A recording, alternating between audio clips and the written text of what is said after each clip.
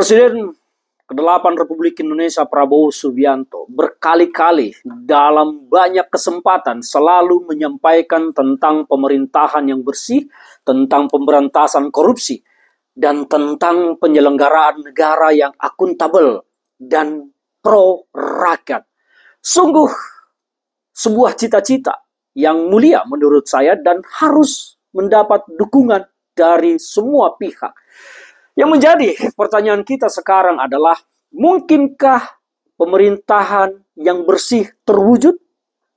Mungkinkah pemerintahan yang akuntabel terwujud? Mungkinkah pemerintahan yang pro rakyat terwujud? Semua pasti akan berbeda pendapat. Ada yang akan menjawab mungkin, ada yang menjawab tidak mungkin. Tetapi kalau kita melihat semua realitas dari demokrasi kita, bahwa semua sekarang ini baik eksekutif, legislatif, yudikatif, trias politika kita selalu terstigma di tengah publik bahwa semua lahir dari sebuah proses yang korup dan proses yang melalui suap.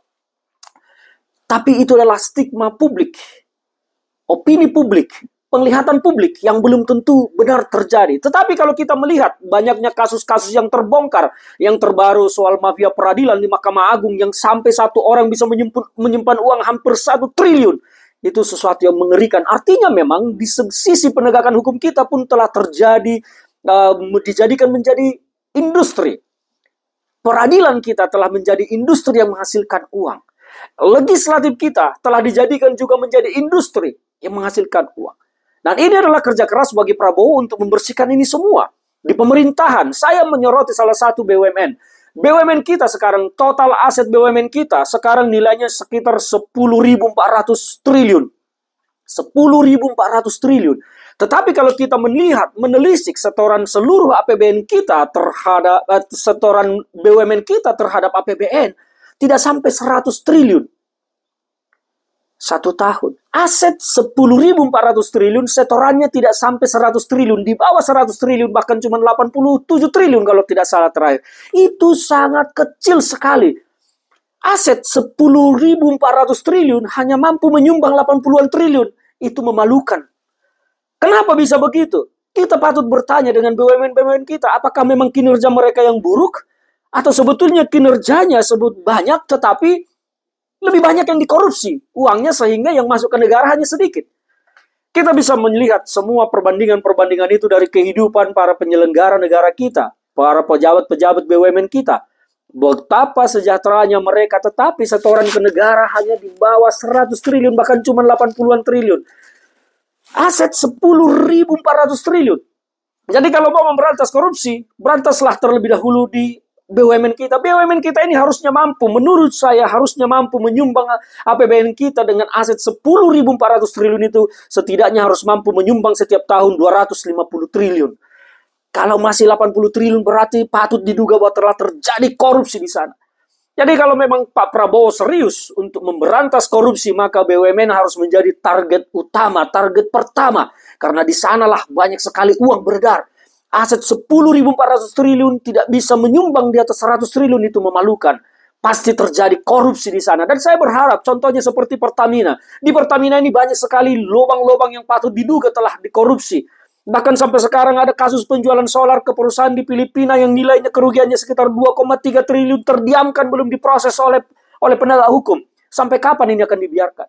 Percuma Pak Prabowo berteriak dengan suara lantang, dengan keras, tapi ketik di bawah di jajaran penegak hukum tidak jalan. Saya juga mengapresiasi langkah Jaksa Agung yang sudah melakukan penggeledahan di Pertamina, tetapi jangan berhenti di situ. Teruskan, korek semua di semua lini di sana, itu pasti akan ditemukan banyak penyimpangan. Di BUMN lain juga begitu. Semua BUMN harus ditelisik, bongkar sebongkar-bongkarnya, supaya rakyat yang mendapat manfaat. Demikian juga dengan lembaga-lembaga negara. Kuliti semua. Apa susahnya? Seharusnya bisa kalau jaksanya, KPK-nya, polisinya bekerja keras. Saya percaya kita bisa. Saya percaya Pak Prabowo pasti akan bisa dengan memilih pemimpin-pemimpin di lembaga institusi penegak hukum kita, orang-orang berintegritas. Saya pikir rakyat harus mendukung apa yang diupayakan oleh Pak Prabowo untuk menciptakan sebuah pemerintahan bersih dan memberantas korupsi. Kita harus dukung. Tetapi kalau dukungan masyarakat ini terabaikan oleh penegak hukum, maka percuma, semua sia-sia. Maka beban juga bagi Pak Prabowo adalah memilih para pemimpin-pemimpin di lembaga penegakan hukum, kepolisian, kejaksaan, KPK, dan lain-lain itu. Semua harus orang-orang yang berintegritas tinggi, yang memang jiwa patriotismenya untuk bangsa dan negara, untuk rakyat. Kalau hanya menjabat untuk ingin kaya bagi diri sendiri, percuma Pak Prabowo, Pak, berbicara lantang kalau jajarannya tidak bekerja. Saya berharap juga kepada Direktorat Pemberantasan Korupsi yang baru yang dibentuk oleh Pak Kapolri di Kepolisian Republik Indonesia segera bekerja. Banyak sekali, Pak, banyak sekali yang bisa ditemukan. Menemukan pelaku-pelaku korupsi di negara kita ini sangat mudah. Semuanya kasat mata, sangat mudah sekali. Sangat mudah sekali. Jadi kalau penegak hukum tidak menemukan, saya pikir ini ada permainan. Karena menemukan korupsi di sana itu sangat mudah sekali. Bersihkan, kita pasti akan maju kalau korupsi bisa dibersihkan.